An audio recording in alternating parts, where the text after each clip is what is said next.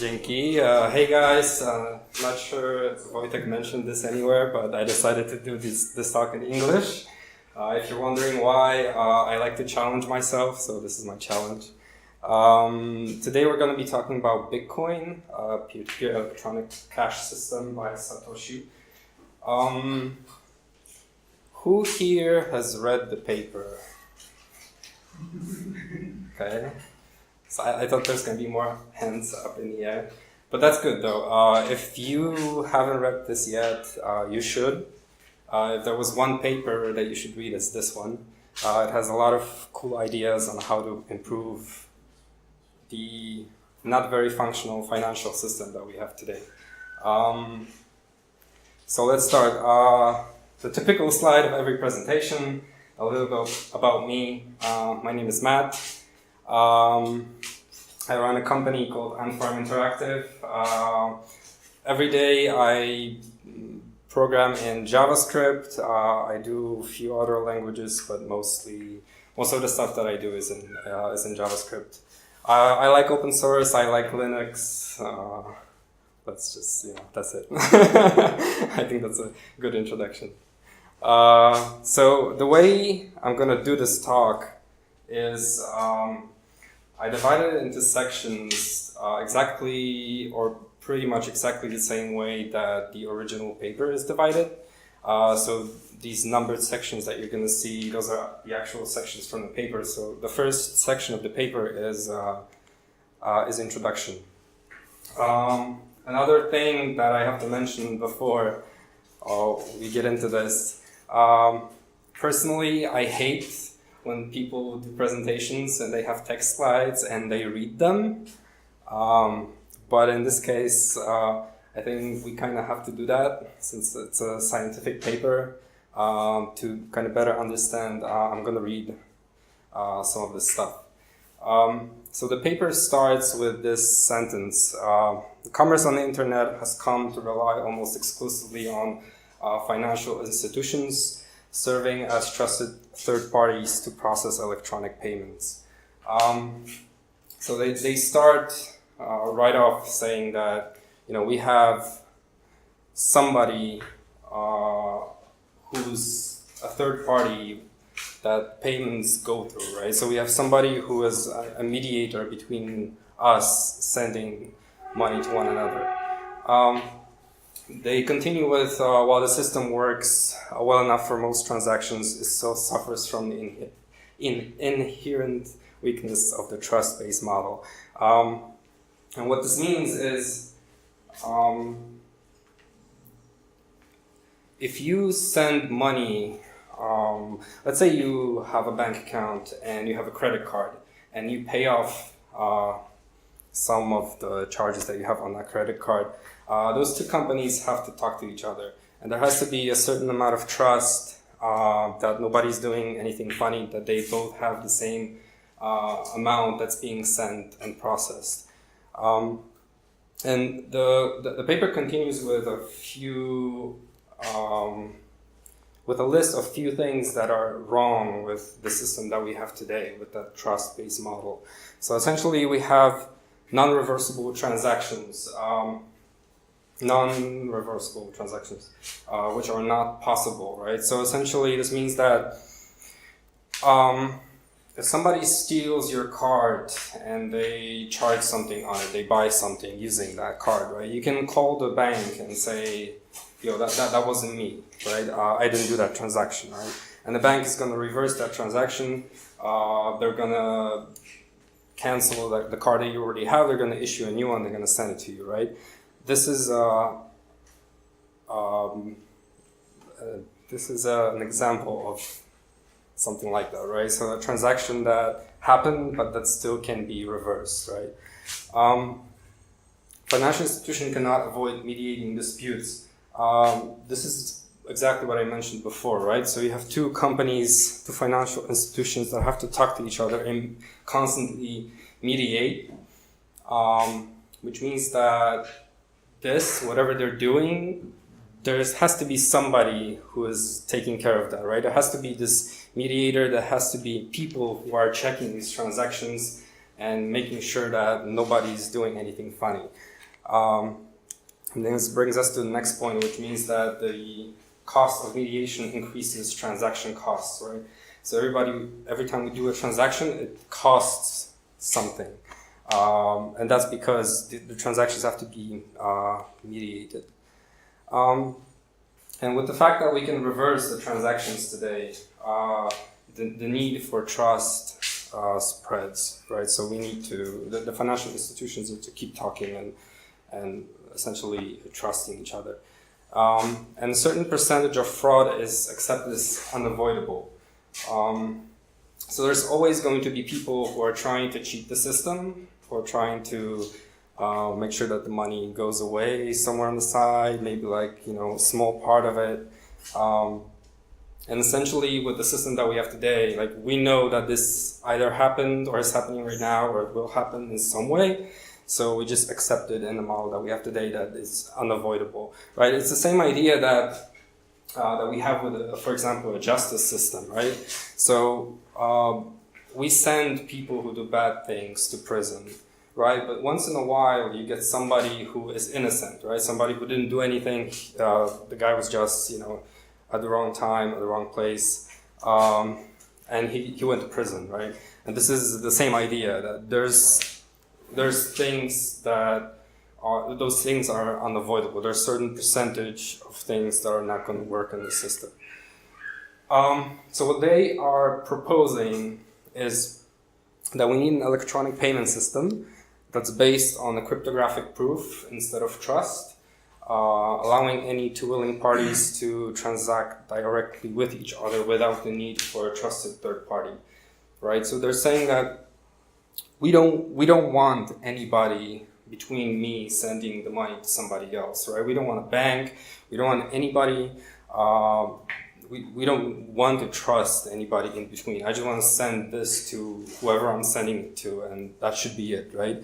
And they said that there should be no trust. There's no way to cheat the system. It should be some kind of mathematical cryptographic proof.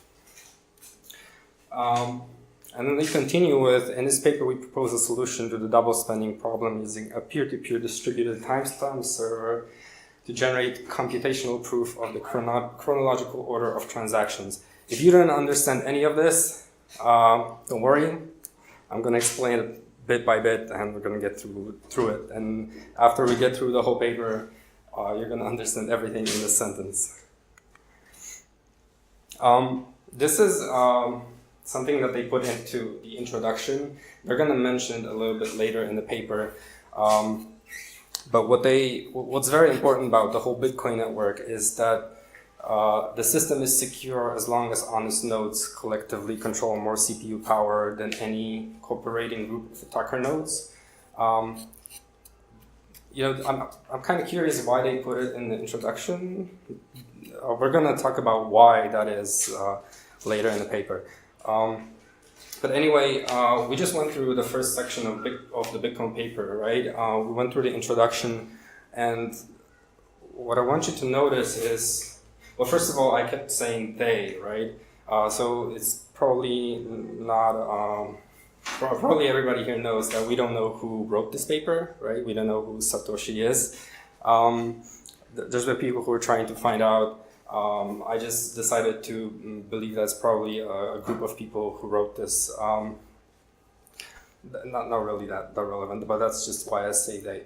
But what I want you to notice about this introduction is, they never say that, they never say that the banks are wrong, right? They never say that what we have now is theoretically wrong, right? They just mention that, well, maybe it's not the best way that we need to trust somebody when we're doing financial transactions, right? So I want you to notice that they're not really hating on what we have today.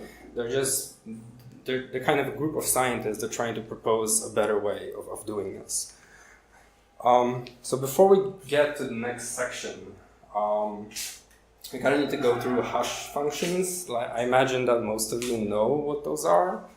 But in case you don't, we're gonna get through them really quickly. I'll try.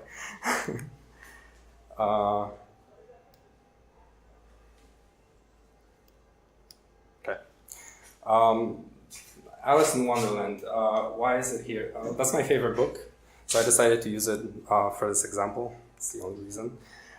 So we have part of the book, right? We have, I think there's like two or three sentences. And what a hash function does is we put this text through the function and we get a hash, right? And it doesn't matter if you put one word through the function, it doesn't matter if you put the whole book, it doesn't matter if you put 2 or 3 sentences. The hash is always going to have the same length, and that's a very important thing to remember. If anybody's wondering, the hash that the Bitcoin network uses is the SHA-256. It's going to be mentioned later in case you want to research that. But what we want to remember here is that the hash is fixed length, and we can think of it as kind of a signature. So this hash essentially says that this is a hash of this piece of data, and if anybody changes anything, right? In this case, we change the one word. It could be one letter, right? If you look at the hashes, the second hash is completely different, right? Even though we changed one word.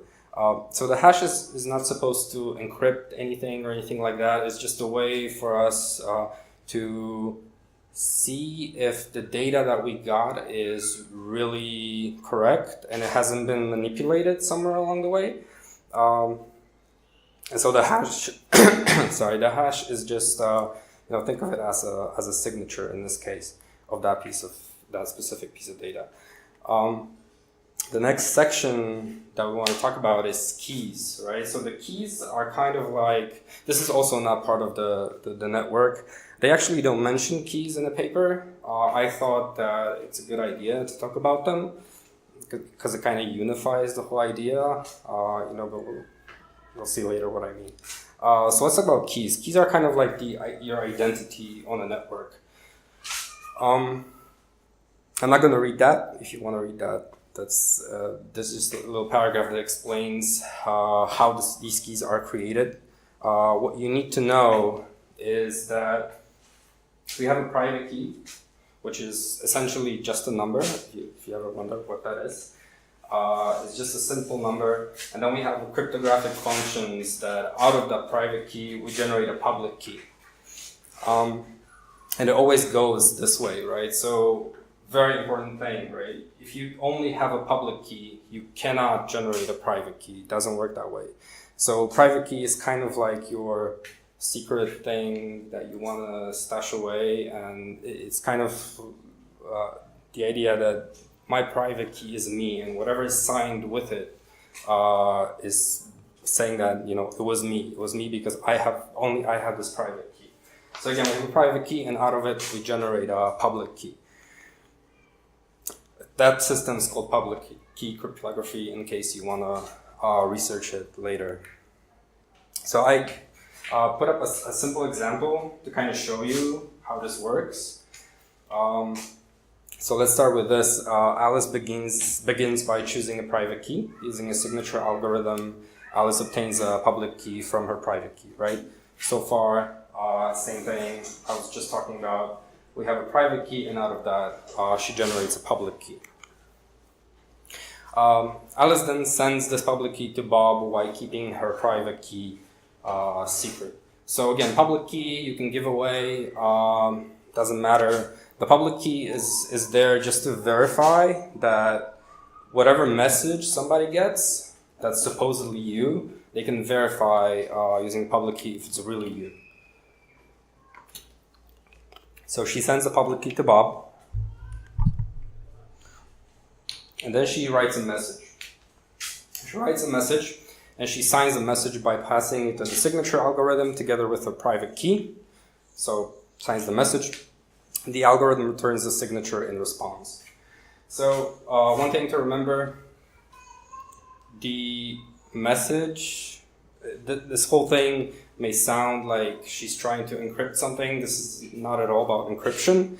The message she's sending along with the signature is there, like I just mentioned in the previous section, is just to verify that it was really her and that the message that she's sending hasn't been changed.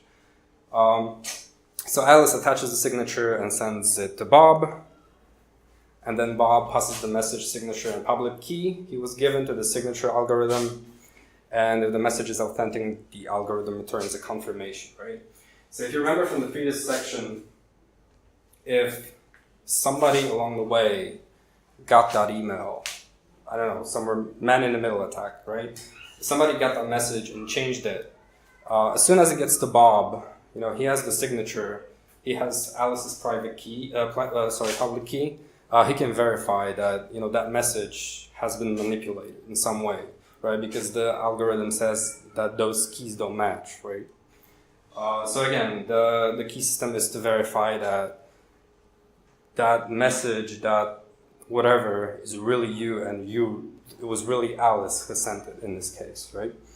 So again, private key is an integer between 1 and whatever big number that is. So there's a lot of possibilities. And this is a very important thing that is not mentioned in the paper, but I think that it's very worth mentioning, especially if you don't own any Bitcoins yet and you were thinking about getting into it, trying it out. So anybody who knows your private key can steal your funds. Now, again, this very rarely mentioned, but let's say, since private key is just a number, why wouldn't you pick 1, right? Well, if you pick 1, somebody can generate a public key out of that. And there's actually people, right, who generated public keys for like very common numbers like 42 or 1337 or some kind of hello world, whatever that is in numbers. And they're monitoring those accounts, right? And as soon as some money gets into that, they're transferring it to their own accounts, right? Because they have the keys. They can monitor the transactions and see if anything gets in there, right? So you want to pick a private key that's really random, right? And another thing to mention here is there's a lot of people who write their own wallet software. There's been a few articles about the wallet software not generating private keys that are strong enough. So if your wallet software generates a key that's very simple, somebody can guess it and get your stuff. So what you want to get out of this is read the reviews of the wallet software. I think that's all I want to say about this. Okay, let's get back to the paper. We're getting back to the actual paper transactions. The first few sections of the paper are very dense, so stay with me. We define an electronic coin as a chain of digital signatures. This is an interesting idea that you have to kind of get around in your head, that the coin is not just a piece of data that you move around. The coin, the actual coin, is a chain of transactions, right? So the coin went through one person to the other, to the other, to the other, and then got to you. And that whole chain is the actual coin. So the paper has a lot of pictures that look like this. If you don't understand what's going on, I'll try to simplify that. So each owner transfers the coin to the next by digitally signing a hash of the previous transaction and a public key of the next owner and adding this to the end of the coin.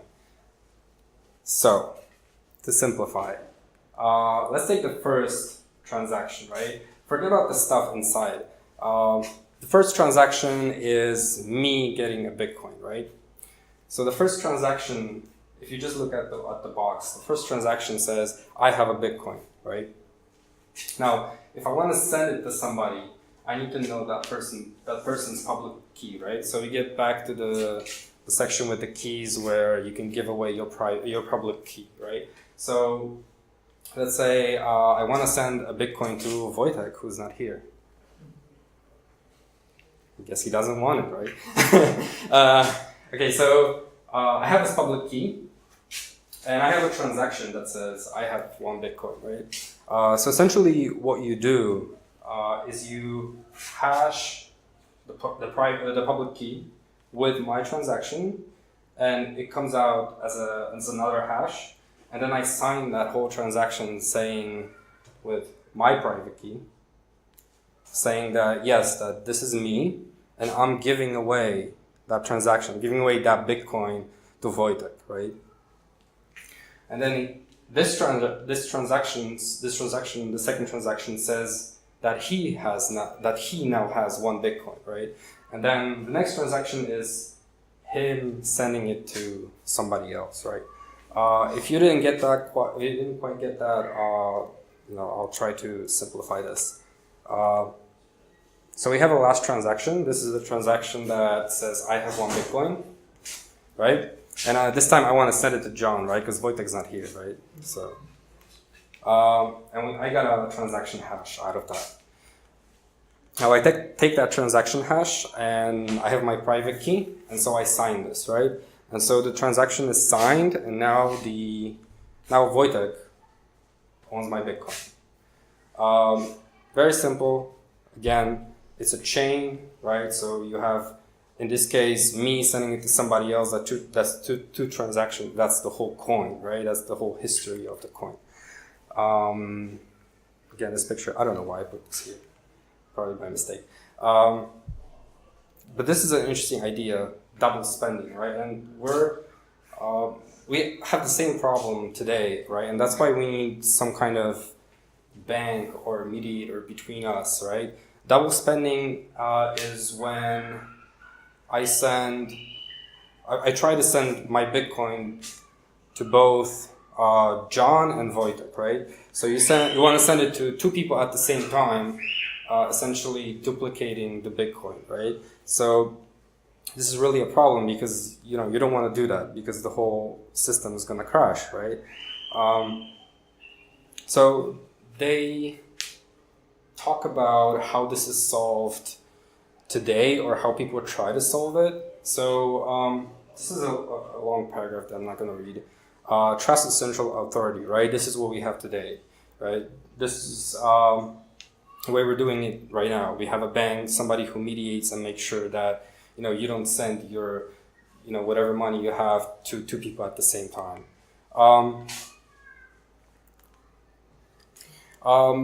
So later they mentioned that we need a way for the payee to know that the previous owners did not sign any earlier transaction, and what you want to get out of that is that in this case we only care about the earliest transaction. So the first one that goes through, that's confirmed, that's the one that matters. Any later transactions don't matter, right? So if you send your Bitcoin or try to send it to 2 people at the same time, whatever transaction goes first, right? That's the one that's going to be accepted. Transactions must be publicly announced, and we need a system for participants to agree on a single history of the order in which they were received. The payee needs proof that at the time of each transaction, the majority of nodes agreed it was the first received. What I just talked about. Timestamp server is how they propose to solve this, right? So there's going to be something that looks like this, right?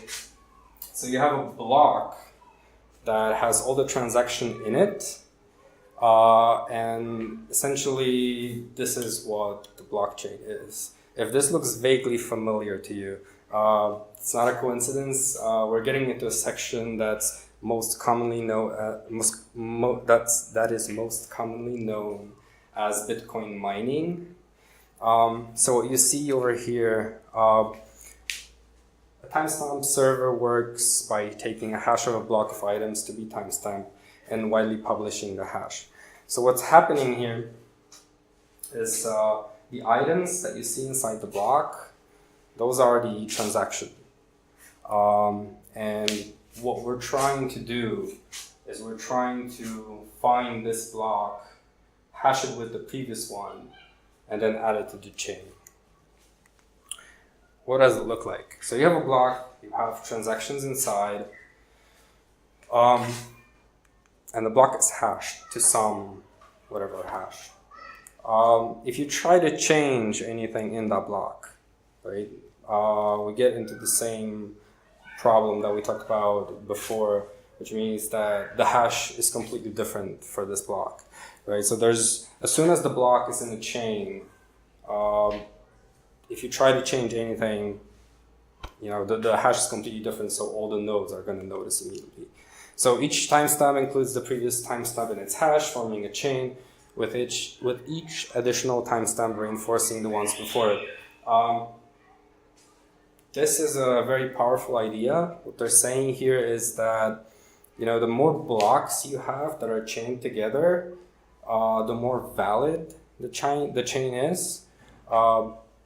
We're gonna talk about why that is in just a second. But let's say you have a chain of blocks, right? You have 5 blocks, and you decide, why don't we change a transaction where I gave away my Bitcoin, right? I don't want to give away my Bitcoin. I want to reverse that somehow, right? So let's say that my transaction is in block 13, right?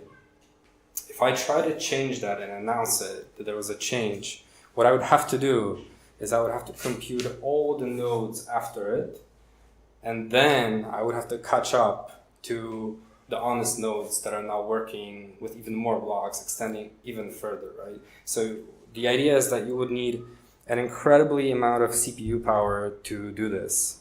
And this is the beginning of the idea that, as long as the honest nodes control the system, as long as honest nodes are the majority, everything is clear and secure. Proof of work. This is, I think, at least in my opinion, the most interesting part of this, and you're going to see why in a sec. To implement a distributed timestamp server on a peer-to-peer basis, we will need to use a proof of work system similar to Adam Back's Hashcash. Who has heard of this? Hashcash or Adam Back? Okay, so Adam Back is this guy who invented Hashcash. Woo! In 1997. What is Hashcash? Hashcash was an interesting idea. So this was around the time when you get millions of spam emails, and people were trying to figure out what to do about the spam. And so a few people experimented with systems where, if you want to send an email, you would have to pay for it. Maybe it's like a small amount, maybe like 1 cent. So if I was just sending it to somebody, that's not a lot of money. I can easily pay that, right? But if you have an attacker who wants to send millions of emails, all of a sudden that costs thousands of dollars to send, right? So it was an idea that you could prevent the spammers from sending so much email, right? Now this guy came up with a better idea, right? So instead of spending cash, he thought, why don't you spend your CPU, right? Why don't you compute some kind of proof of work that says that your computer did the work and that whatever you're sending is valid, right? He came up with an algorithm. I highlighted the most important stuff. So what he came up with was whenever you would send an email, you would also attach a signature that looks like this, right? And what this means is you would attach inside the signature there would be a date, there would be your email, or it might be an IP address. So somebody experimented with using this for DDoS attacks, to preventing DDoS, and there's a counter at the end. So his idea was that you create this string, right, this signature, and then you hash it, right? And we already know what hash looks like. But his idea was that you hash it and you take a look at what the hash looks like. And if the hash has a certain amount of zeros in front, I think it was 4 at the time he invented it or something like that. So if the hash had four zeros in front of it, that's when it was accepted, right? And so if you would hash this string right now, it probably wouldn't have zeros in front of it. So what you would do is you would increment this counter, right? So the counter was a random value, and then you incremented it by 1. So it started as 1,000, for example, and then you incremented it to 1,001. You would hash the whole string again, and you would check the hash, right? If it had 4 zeros in front, that means the signature is done. You've done the work, you can send the email, and whenever the server would get the email, they could verify that, yes, the work was done, there's 4 zeros, and the data checks out, right? So you would hash this until you got the 4 zeros in front. Why is the date here? Well, he added to this idea that it shouldn't be possible to compute this once and then send it however many times you want. So those emails would have like 2-day limit, right? So after 2 days, you would have to recompute the hash again.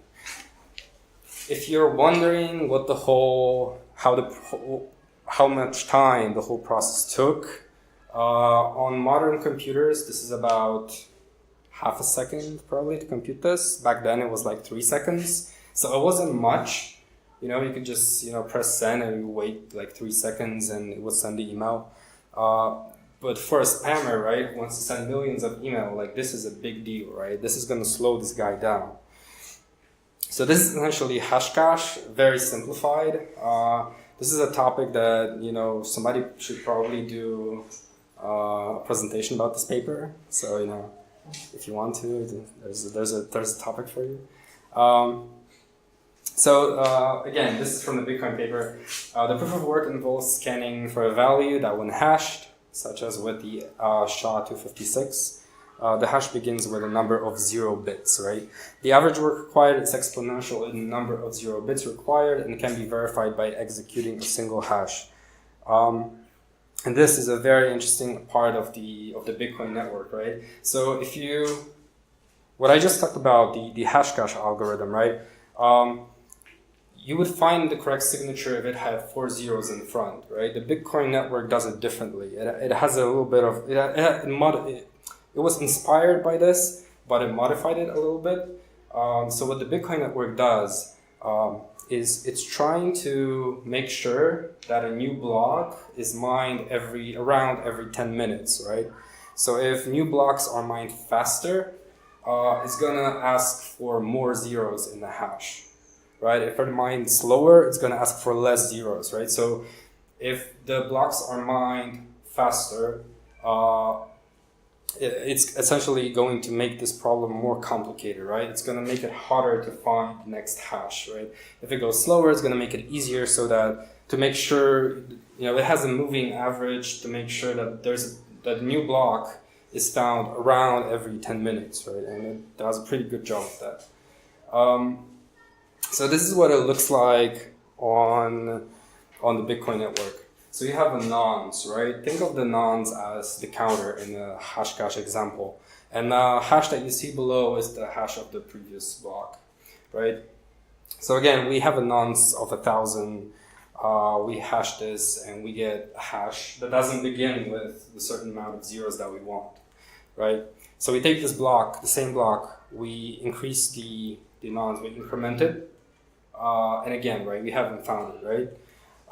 So increment it again and again and again, and we still haven't found it.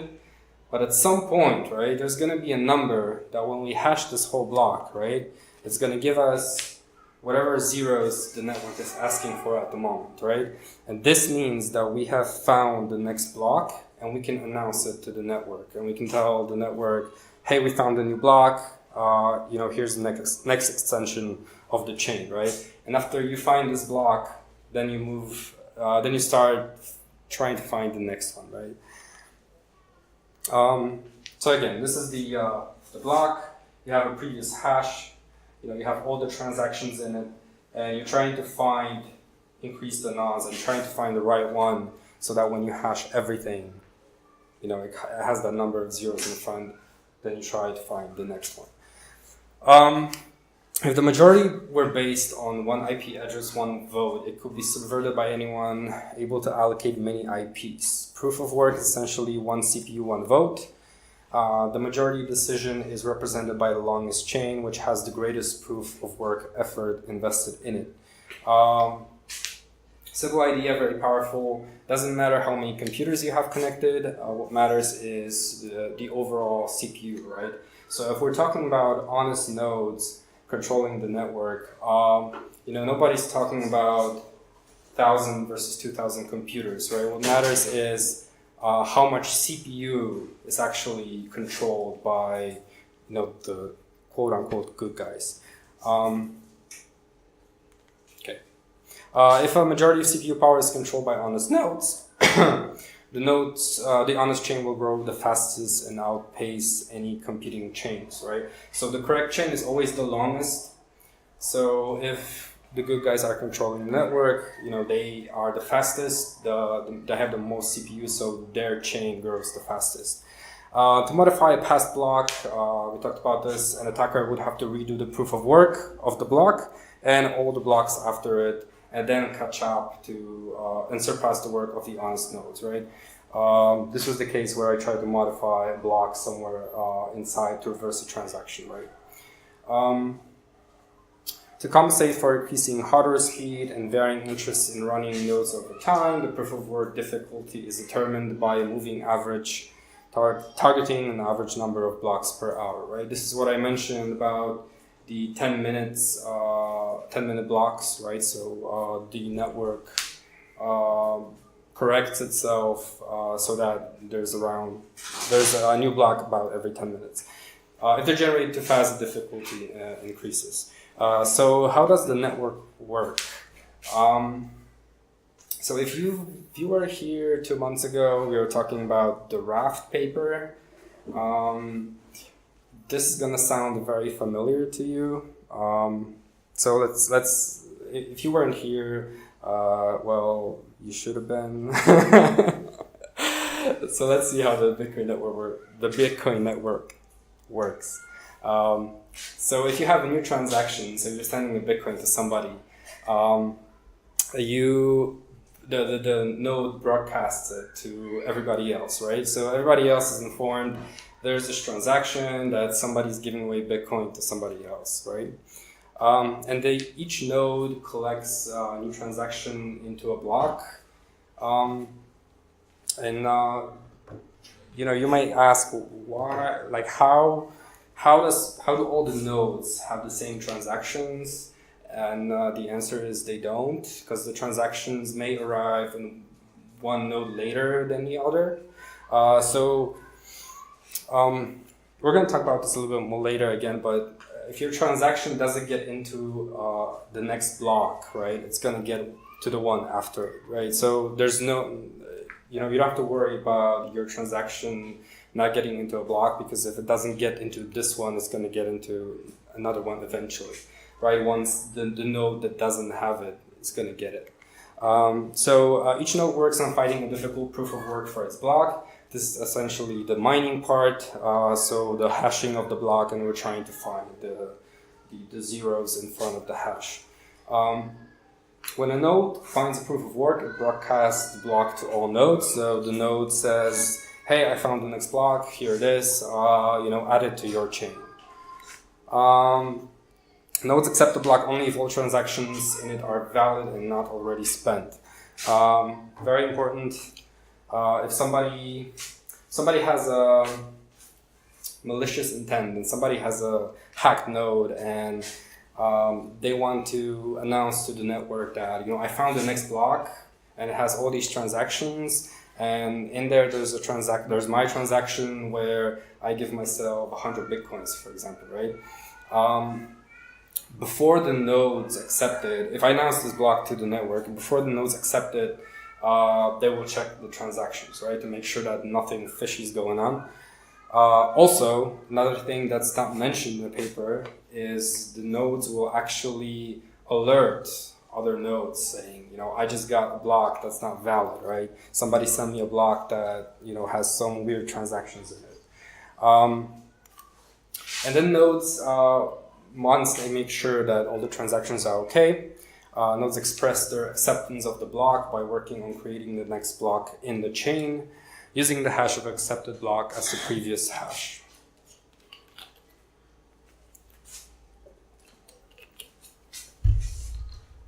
Okay. Nodes always consider the longest chain to be the correct one, and we'll keep working on extending it. So here's an example, because what's going to happen at some point, right, is you're going to have two nodes that mine a block at the same time. And it's going to be a different block with different transactions, because one node has different transactions. One node has transactions that didn't get to the other, and the other, you get the idea. Essentially, they have different numbers of transactions at some point, and they mined a block. They both mined a block that is different, right? So this is the idea. So you have a node that mines a block, right? And it's block 74. And you have another node that announces, I mined a block that's 58, right? Now what's going to happen is all the nodes are going to accept both chains, right? And they're going to hold the chains in parallel, and they're going to see which chain is going to get another block, right? So which chain is going to grow the longest. So if one node, one of them announces, I just found the next block, it's block 11, right? The previous chain is automatically dropped, right? So this is now the longest chain, and it's announced to everybody that we have the longest chain. New transaction broadcasts do not necessarily need to reach all nodes. As long as they reach many nodes, they will get into the block before long. Just talked about this before. So if your transaction doesn't get into this block, it's going to get somewhere to the next one. Block broadcasts are also tolerant of dropped messages. If a node does not receive a block, it will request it when it receives the next block and realizes it missed one. What this means is, if you have a node that got block 23, right? And somewhere along the way, somebody found block 58, right? And then block 11. And this node gets the announcement that we found block 11, but doesn't have the previous block. It's just going to request it from the network. It's going to check block 11. It's going to check the previous hash and say, I don't have the previous block. What's the previous block? And the network is going to say, oh, it's 58, right? And what's the previous of 58? Oh, it's 23. I got that one. So we're cool, right? So this also means that the nodes don't have to run 24/7. Because once they drop and they get back to the network, they can request, the longest version of the chain and what's the current progress. Okay. Incentive. So, you can run the nodes. I've mentioned that it's called mining, really. So extending the chain is mining. So we already know that people mine because they get money out of it. You get Bitcoin out of that. And then here in this paper, they have a whole section that explains why you should do that. And let's go through this. So the first transaction in a block is a special transaction that starts a new coin owned by the creator of the block, right? So it means that when you mine a block, the first transaction is a transaction where you get a certain amount of Bitcoin, right? And I say a certain amount of Bitcoin because this is also the part where the network is, you could say, self-correcting in a way that the amount of Bitcoin that you get varies, right? And it varies by the amount of Bitcoin already mined. So I think by this time, right now it's about 12.5 Bitcoins. And depending on how many blocks are mined, it gets halved at some point. At some point it's going to be like 6.25 and it's going to get halved again. And so, the longer the blockchain gets, the less coin you're actually going to get later when you mine this, right? So I think at the beginning it was about 50 Bitcoin. Don't quote me on that, but it was a bigger amount. So the fact that you get the first transaction and you get Bitcoin out of this, this adds an incentive for nodes to support the network and provides a way to initially distribute coins into circulation, since there's no central authority to issue them, right? So again, we get to the idea that we don't need a bank, we don't need a third party to to get new coins into the network. The incentive may help encourage nodes to stay honest. If a greedy attacker is able to assemble more CPU power than all the nodes, he would have to choose between using it to defraud people by stealing back his payments or using it to generate new coins. I think this is a very interesting part of the paper, because they kind of look at themselves in the mirror and realize that, you know, somebody is probably gonna try to do something fishy with the network. But what they're saying is, you know, if somebody has more CPU power than the whole network, let's say there's a US government that's trying to steal all your Bitcoins, right? If they have more CPU than the network, it's actually better for them to use that power to mine the Bitcoin than to actually do something to the network and, I don't know, steal money or stuff like that, right? So they're saying here that if you have that kind of power, it's actually better for you to just legally mine the Bitcoin and use that to get more money than to do something to the network itself. He had to find it more profitable to play by the rules, such rules that favor him with new coins rather than everyone else combined, than to undermine the system and the validity of his own wealth.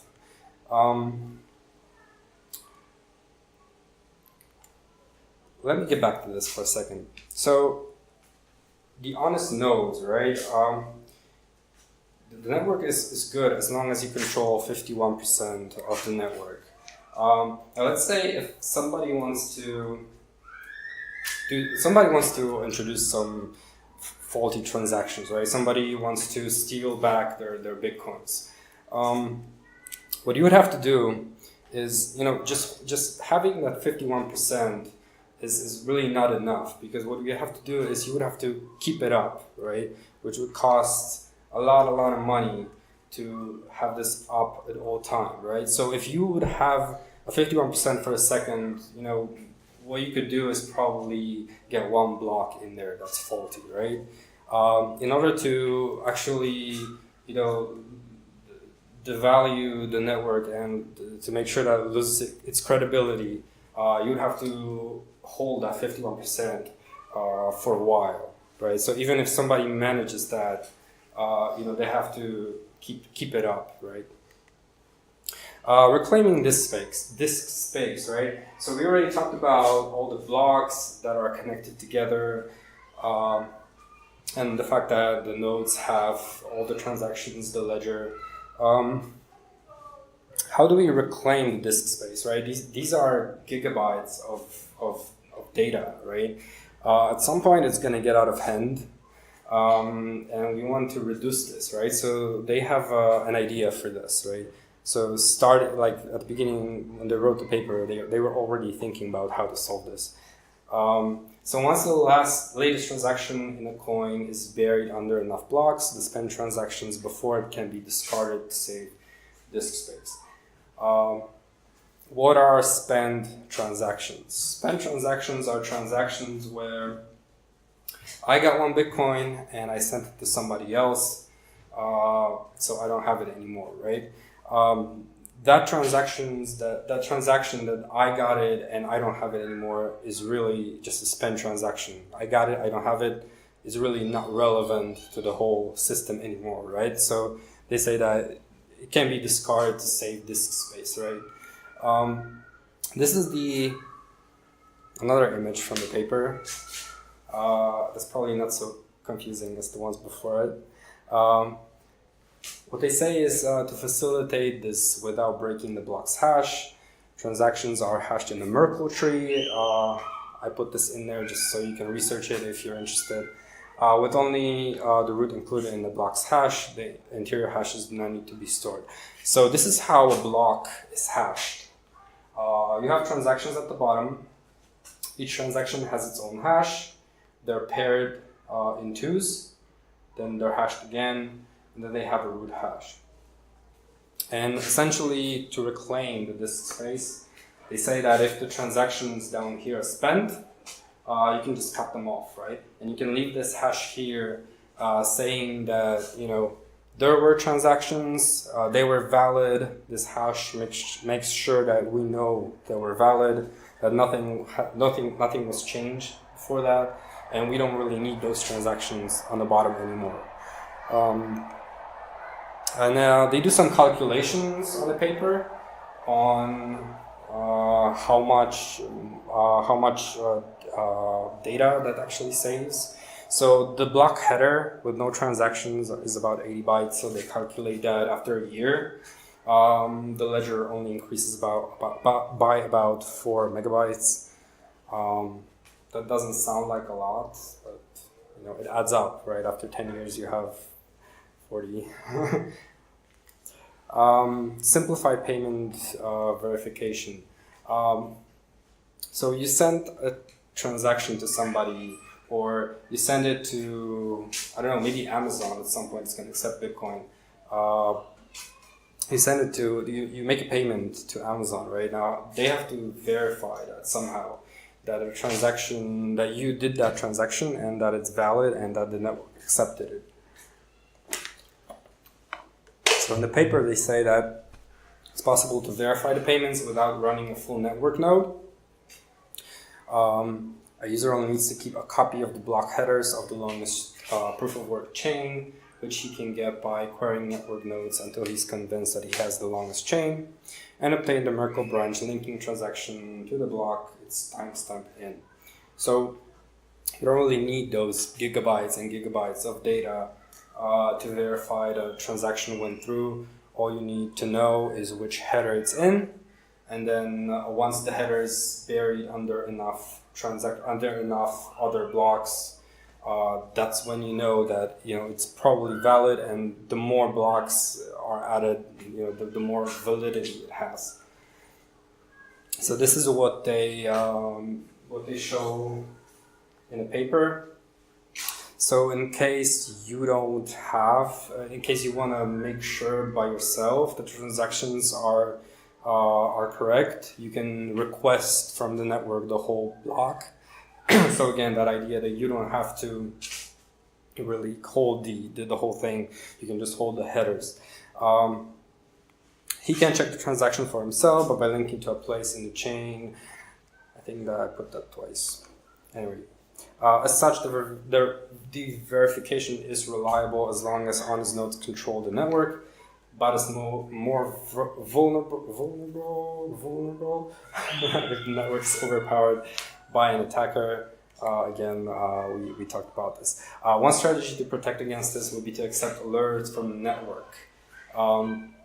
Notes when they detect an invalid block, prompting the user software to download the full block and alerted transactions to confirm the inconsistency.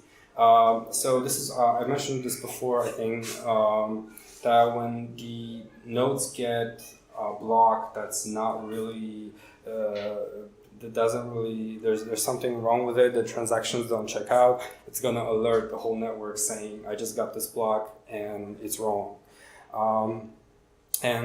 You as Amazon or somebody, whoever is accepting payments, can listen to those alerts, and if your transaction is in one of the blocks, you can download the block and confirm this yourself. They mentioned in the paper that businesses that receive frequent payments will probably still want to run their own nodes for more independent security and quicker verification. Really simple. If you have your own nodes, you can more quickly confirm that the payment is there and that it's buried under enough blocks and that it's valid. If you've ever paid with Bitcoin, right, or seen somebody who's paying with Bitcoin, you'll probably see a message on the website saying that we accept the transaction after 3 confirmations. If you, for example, if you buy Bitcoins on one of the trading websites, they always say that they will accept the Bitcoin after like 3 or 4 confirmations. The number varies depending on the vendor, but the idea is that after your transaction is buried in a block and there's like 3 more blocks after it, That's when they accept it as the valid, right? That's when they accept as the most probable that this is the longest chain and that the transaction actually went through and that is accepted in the blockchain. Combining and splitting value. Simple idea.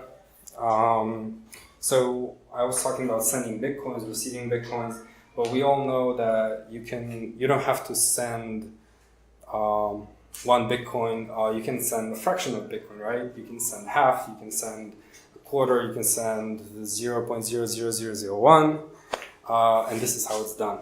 Although it will be possible to handle coins individually, it will be unwieldy to make separate transaction for every cent in the transfer.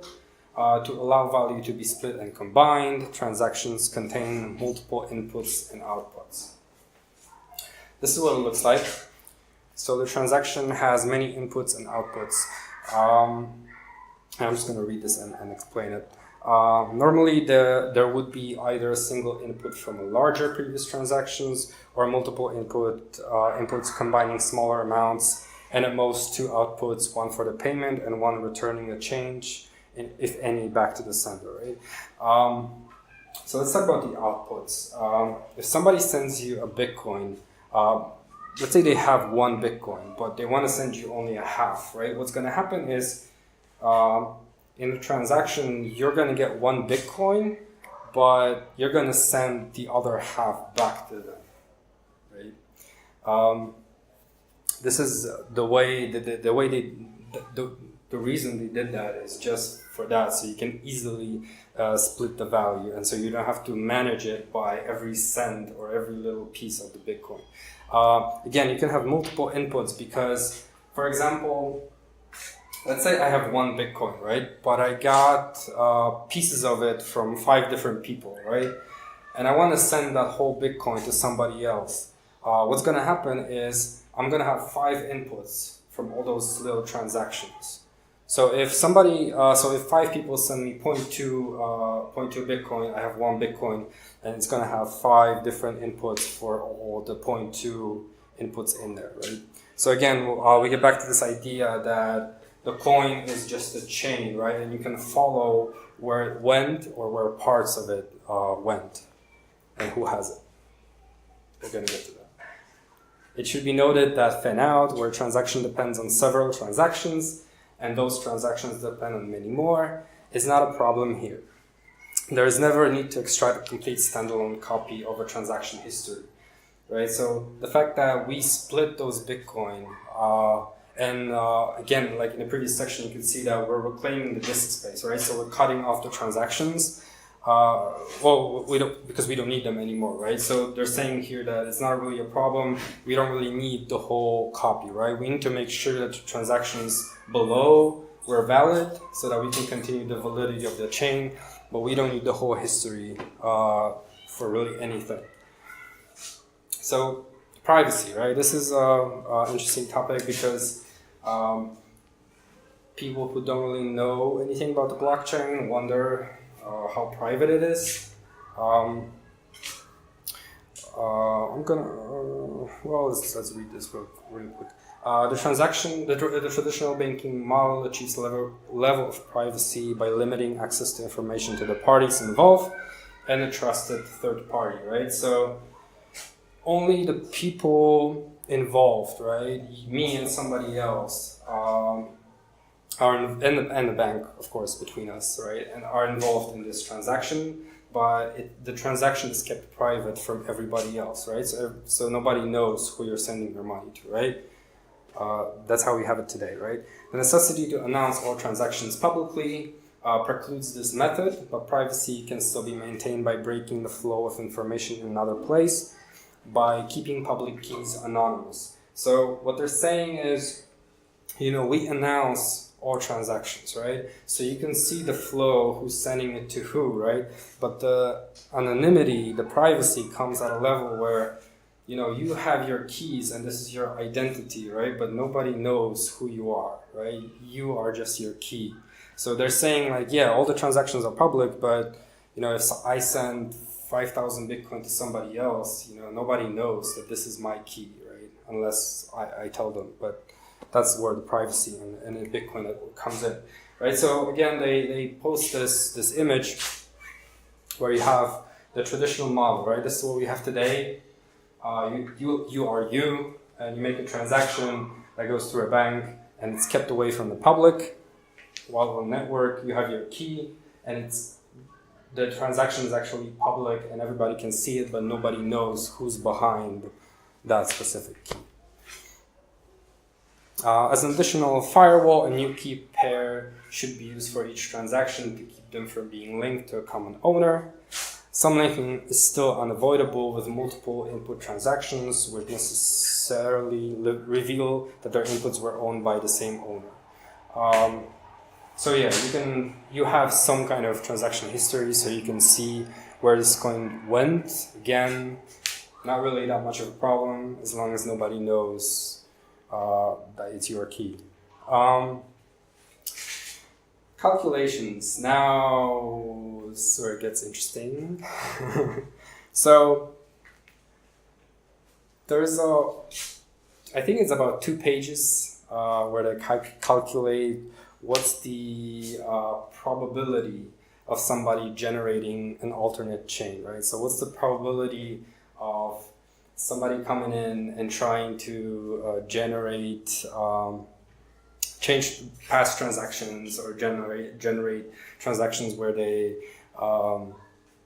give back bitcoins they've already spent, whatever they're trying to do.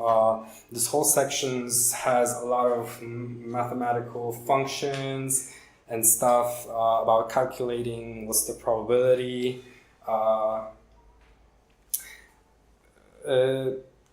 That's not really, so there's a lot of stuff in there. If you want to go through this, good luck. I decided nope.